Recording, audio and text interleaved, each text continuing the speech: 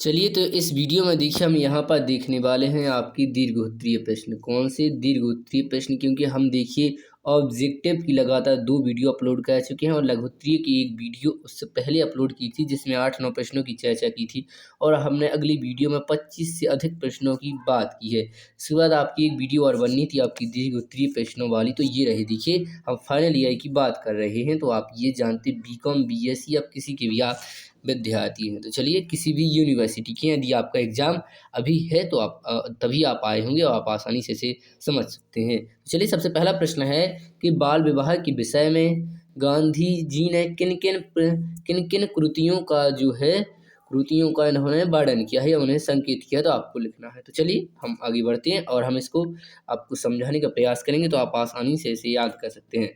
चलिए हम पढ़ते हैं और आपको आसानी से समझ में आएगा। या चाहे तो आप इसको स्क्रिप्ट का डायरेक्ट यहाँ पर क्वेश्चन आंसरों को देख सकते हैं। तो गांधी जी का विवाह देखिए मात्र 13 साल की उम्र में हो गया था। हम भी जानते इस प्रकार उनका विवाह एक बाल विवाह था और उनकी बाल विवाह की बात बताते हुए गांधी जी ने उनसे जुड़ी कई कृतियों का यहाँ पर वर्णन किया है। जैसे वर कन्या के पिता विवाह के पश्चात धन की बर्बादी कैसे कहते हैं, क्या बताया उन्होंने कि जब वर और कन्या होते उसके पिता जो होते हैं विवाह के पश्चात अपनी क्या कहते हैं, धन की बर्बादी कहते हैं और धन लुटाते हैं और समय भी खराब करते हैं। जाति भोज के नाम पर बेवजह काफ़ी खर्चा करते हैं और चाहे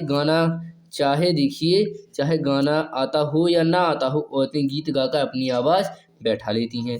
बीमार भी पड़ती हैं, पड़ोसियों की शांति भंग होती है। बेचारे पड़ोसी अपने यहाँ प्रसंग आने पर भी यही सब कहते हैं, इसलिए शोरगुल, जूठन, दूसरी गंदगियाँ, कुछ उदासीन भाव भी देखिए सह लेते हैं। इसके साथ आगे लिखा है कि इससे बड़ी बात यह रहती है कि जिन वर कन्या का बाल विवाह हुआ है उन्हें ना तो दाम्पत्य जीवन की समझ होती है और ना ही वे उस समय पारिवारिक जिम्मेदारी निभाने के लिए लायक होते हैं, जिसके दुष्परिणाम उनको तथा उनके परिवार को भुगतना जो है पड़ता है और बाल विवाह का दुष्प्रभाव उनकी शिक्षा पर भी पड़ता है। चलिए, इस प्रकार आप इसे समझ चुके होंगे। तो बहुत ही सिंपल है। किस तरह कि देखिए गांधी जी का जो है शादी उनकी देखिए 13 साल की उम्र में हो गई थी, जो उनका देखिए बाल विवाह था। यानी जब 18 साल से कम में शादी होती है तो बाल विवाह कहलाता है, कॉमन सी बात है। और उन्होंने देखिए बाल विवाह की बात बताते हुए गांधी जी ने कहा है और कई उन्होंने कुर्तियों का वर्णन, कुरीतियाँ जितनी भी बुरी चीज़ें उन सबको बताया। उन्होंने सबसे पहली बात कही है कि जैसे जब भी लड़का लड़की यानी वर कन्या के पिता जब विवाह के पश्चात देखिए धन की बर्बादी कहते हैं, आपने देखा होगा कितनी प्रकार से धन की बर्बादी होती है और धन भी लुटाते और समय भी खराब करते, ये भी उन्होंने कहा। और कहा है कि जाति भोज यानी भोजन वगैरह जो करवाते हैं वो भी बेवजह का खर्चा है, गांधी जी ने बताया है। और चाहे गाना आता हो औरतों को ना ही आता हो फिर भी वो गाना गाती हैं और अपनी आवाज़ बैठा लेती हैं। बीमार भी पड़ती हैं और पड़ोसी जो होते हैं बगल में उनकी भी शांति भंग होती है और बेचारे पड़ोसी अपने यहाँ प्रसंग आने पर भी यही सब कहते हैं, अर्थात उनके वहाँ पर भी होता है तो भी वही यही कहते हैं। और इसलिए शोरगुल, जूं ठन, दूसरी गंदगियाँ सब कुछ उदासीन भाव से सहते, मतलब अपने मन को थोड़ी तसल्ली दे देकर मान देते बुरा सा मानकर। चलिए, इससे आगे हमने आगे आपको बताया है कि इससे बड़ी बात तो यह है कि जिस कन्या विवाह का बाल विवाह किया जा रहा है, जिनका बाल विवाह हुआ है, उन्हें ना तो दाम्पत्य जीवन यानी ना ही उन्हें यहाँ पर जो संतान वगैरह होते हैं उनकी जीवन की उन्हें अपने जीवन की समझ होती है और ना ही वे परिवार की जिम्मेदारी उन्होंने निभाने के लायक नहीं होती है। और देखिए जिसके दुष्परिणाम उनके परिवार को उनका ये सब कुछ भुगतना पड़ता है। बाल विवाह का दुष्प्रभाव उनकी शिक्षा पर भी पड़ता है। तो इस तरह देखिए आप आसानी से इस प्रश्न को समझ चुके होंगे और आपको याद भी हो चुका होगा। तो अब हम कहेंगे यदि आप नए हैं तो चैनल को सब्सक्राइब कर सकते हैं और वीडियो को लाइक करें, अपने दोस्तों में से शेयर करना ना भूलें यदि आपको वीडियो पसंद आती है तब। अगला 133 मतलब दूसरा प्रश्न है आपका यहाँ पर कि गांधी जी ने अन्य हार से होने वाले जिन लाभों का उल्लेख किया है उन्हें सार के रूप में आपको बताना है। तो चलिए बढ़ते हैं आगे। तो गांधी जी ने विभिन्न लेखकों की अन्ना हार से संबंधित पुस्तकों का उन्होंने अध्ययन किया है। उन्होंने पाया कि अन्ना हार विषयक पुस्तकों में लेखकों ने धार्मिक, वैज्ञानिक, व्यावहारिक तथा वैदिक दृष्टि से अन्नाहार की छानबीन की थी और उन्होंने देखी नैतिक दृष्टि से उन्होंने सोचा कि मनुष्य को पशु पक्षियों पर जो प्रभुत्व प्राप्त होता है वह उन्हें मार कर खाने के लिए नहीं बल्कि उनकी रक्षा के लिए। जिस प्रकार मनुष्य एक दूसरे का उपयोग करते हैं पर एक दूसरे को खाते नहीं, उस प्रकार पशु पक्षियों को भी उपयोग के लिए ना कि खाने के लिए उनका इस्तेमाल किया जाना चाहिए। भोजन भोग के लिए नहीं बल्कि जीने के लिए ही है। इस कारण कईयों ने आहार में मांस का ही नहीं बल्कि अंडे और दूध का भी त्याग सुझाया और किया है। विज्ञान की दृष्टि से और मनुष्य की सही रचना को देखते हुए कई लोग इस परिणाम पर पहुंचे हैं कि मनुष्य को भोजन पकाने की आवश्यकता ही नहीं है, वह कब फल ही खाने के लिए पैदा हुए, अर्थात वह जो पके पकाए फल है उन्हें ही खाने के लिए पैदा हुए हैं। देखिए, दूध उसे केवल माता का ही पीना चाहिए, उन्हें केवल दूध माता का ही पीना चाहिए। दांत निकलने के बाद उसको चबा सकने योग्य खुराक ही लेनी चाहिए। वैदिक दृष्टि से उन्होंने मिर्च मसालों का त्याग भी उन्होंने सुलझाया और व्यावहारिक अथवा आर्थिक दृष्टि से उन्होंने बताया है कि कम से कम खर्च करने वाली जो खुराक है, जो अन्न आहार है, अन्नाहार यानी ही हो सकता है। तो इस तरह आप इसे एक दोबारा सुनेंगे तो ऑटोमेटिक आप कुछ में कुछ आपको इसमें पक्का ही याद हो चुका होगा। तो चलिए अब हम देर न कहते हुए बात करते हैं अगले प्रश्न की कि सत्य के पुजारी। वेरी इंपॉर्टेंट प्रश्न है। देखिए, इस चैप्टर से आपकी सत्य के प्रयोग। तो देखिए, सत्य के पुजारी के लिए मौन का महत्व क्या है, इसे समझाइए। तो देखिए, गांधी जी ने सदा सत्य बोलने एवं सत्य का पालन करने का देखिए इन्होंने समर्थन किया है। उनके अनुसार यानी उनके मत अनुसार सत्य के प्रत्येक पुजारी के लिए मौन का सेवन आवश्यक है। मौन की आवश्यकता देखिए बताते हुए गांधी जी कहते हैं कि मनुष्य जाने अनजाने में भी प्रायः अतिशयोक्ति कहता है अथवा जो कहने योग्य है उसे छिपाता है और दूसरे ढंग से कहता है। ऐसे संकटों से बचने के लिए भी मितभाषी होना आवश्यक, अर्थात मीठा बोलने वाला होना चाहिए। कम बोलने वाला बिना विचारे नहीं बोलेगा और वह अपने प्रत्येक शब्द को तोलेगा। अक्सर देखिए, मनुष्य बोलने के लिए अधीर हो जाता है और भाषण देते समय जो वक्ता है प्रायः अधिक बोलने के देने की मांग भी करता है, अधिक बोलने देने की मांग भी करता है और अंत में बिना अनुमति के भी बोलता रहता है।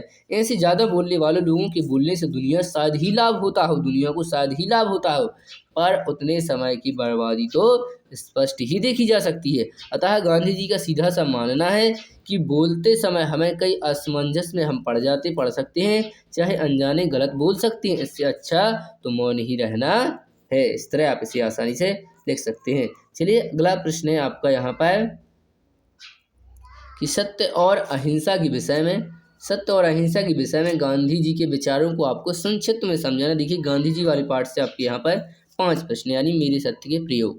तो देखिए, इसका उत्तर क्या है। गांधी जी ने सत्य और अहिंसा के संबंध में अपने विचार विस्तृत रूप से रखे हैं, यानी अच्छी तरीक़ा से फैलाकर बताया है। उन्होंने लिखा है कि सत्य को उन्होंने जिस रूप में देखा है, जिस मार्ग से देखा है उसी तरह प्रकट करने का उन्होंने सदैव उन्हें प्रयत्न भी किया है। सत्य के प्रयोग आत्मकथा में पाठकों के लिए उनका वर्णन करके चित्त में शांति का भी उन्होंने अनुभव किया है तथा यह आशा रखी है कि इससे पाठकों में सत्य और अहिंसा के प्रति अधिक आस्था उत्पन्न होती है। इसके बाद थोड़ा सा आपको और लिखना है इसका उत्तर, तो ये और आपको याद करना है।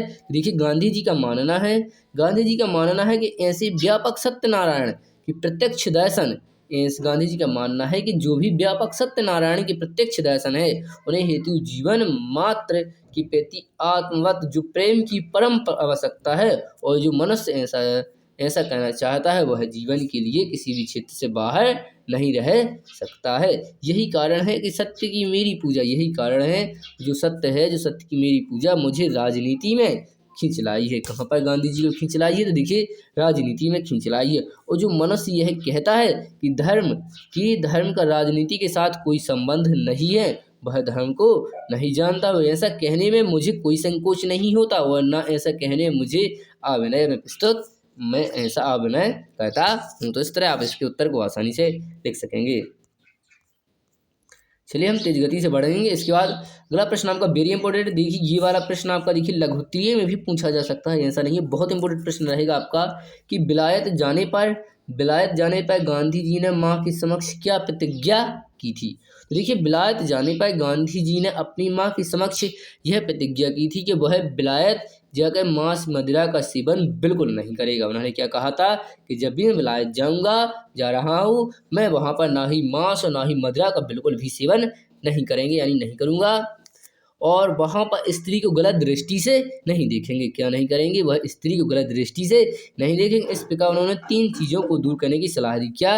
एक तो देखिए मांस है, एक मदिरा है और एक आपका यहाँ पर स्त्री है। तो इन तीनों चीज़ों से उन्होंने दूर रहने की प्रतिज्ञा की थी।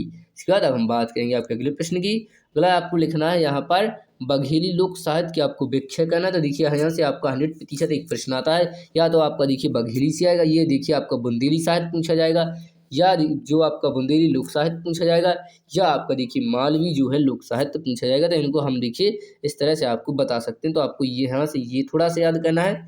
इसके बाद आपको यहाँ पर इनको जो भाग वगैरह है इनको आप थोड़ा सा सीख सकते हैं। तो इस तरह देखिए इनके उत्तरों को हम यहाँ पर खिसकाते जाते हैं। आप कुछ ही पॉइंटों को यहाँ पर देखिए इसको थोड़ा सा आप पढ़ लीजिए, पढ़ने के बाद थोड़ा ही ऑटोमेटिक आपको याद हो जाएगा। तो इस तरह देखिए आगे हम बढ़ते हैं, आपको बताते जाते हैं। तो इस तरह आप यहाँ से इन आंसरों को, या इसकी यदि आप PDF डाउनलोड करना चाहते हैं तो हमारे टेलीग्राम ग्रुप से आप जुड़ सकते हैं। आपको सर्च करना है अजय पढ़रिया और अध्ययन सामग्री के नाम से ग्रुप आ जाएगा, वहाँ से आप जुड़ सकते हैं। जब आपके एग्जाम हो जाए ख़त्म तो आप वहाँ से अपने आप को आसानी से उस ग्रुप को छोड़ सकते हैं। इसमें कोई भी बुराई नहीं होगी, तो आप जुड़ सकते हैं और बाद में आसानी से उस ग्रुप को छोड़ सकते हैं। तो इस तरह आपको बुंदेली लोक साहित्य के बारे में लिख देना है।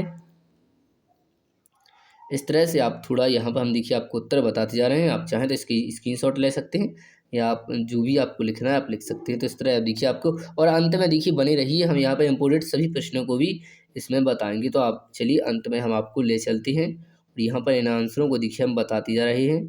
तो इस तरह ये देखिए इसको हम थोड़ा को बता देते हैं कि अमृतलाल बिगड़ द्वारा जो लिखा गया मेरे सहयात्री है, इसके पाठ का जो सार है यानी जो सारांश है आपको अपने शब्दों में लिखना है। तो ये देखिए आप यहाँ पर इनको जानते हैं, इनके बारे में देखिए पहले ही चर्चा कर चुके हैं आप। चलिए एकदम आपको पढ़कर बताते हैं। तो देखिए मेरे सहयात्री अमृतलाल बिगड़ द्वारा लिखा गया एक ऐसा यात्रा वृत्तांत है जो नर्मदा नदी की पुनरावृत्ति यात्रा पर परिवार एवं मित्रों के साथ वह निकल पड़े थे। लेखक ने देखिए 50 वर्ष लेखक ने 50 वर्ष की आयु में अपनी प्रथम नर्मदा यात्रा 1977 में प्रारंभ की थी, और देखिए उन्होंने दोबारा यानी पुनरावृत्ति 2002 में की थी। श्री जो अमृतलाल बिगड़ उन्होंने इस सुंदर और मनोरम यात्रा का सजीव चित्रण वर्णन इस यात्रा वृत्तांत में प्रस्तुत किया है। इसके आगे चलते हैं। तो आगे इसमें लिखा है कि इस यात्रा वृत्तांत में लेखक ने बताया है कि जब 1980 में भी नर्मदा परिक्रमा में थे तो उन्हें 75 वर्षीय एक बुजुर्ग मिले थे। कौन मिले थे? एक बुजुर्ग मिले थे जो नर्मदा क्या कर रहे थे? जलहरी परिक्रमा कर रहे थे। तो देखिए आप याद रखना कर रहे थे। जलहरी परिक्रमा में दोहरी परिक्रमा होती है। कौन सी परिक्रमा होती है? इसमें देखिए दोहरी परिक्रमा होती है, और इसमें देखिए समुद्र को नहीं लांघते हैं। और 75 वर्ष की उम्र में उन्हें एक ऐसी कठिन पद यात्रा से उन्होंने लेखक अत्यधिक प्रभावित हुए, और उन्होंने भी संकल्प किया कि जब मेरी भी उम्र 75 वर्ष हो जाएगी तब मैं भी यात्रा करूंगा। इसके बाद 3 अक्टूबर 2002 को उन्होंने, जब लेखक की 75 वर्ष उम्र पूरी हो जाती है तो इसी समय उनकी प्रथम यात्रा के भी 25 वर्ष पूरे हो जाते हैं। तो उन्होंने उनकी स्मृति में पुनः पद यात्रा अर्थात पुनरावृत्ति यात्रा पर जाने की योजना बनाई, और वह देखिए अपनी पत्नी, मित्र एवं सहायकों के साथ इस यात्रा पर निकल पड़ते हैं।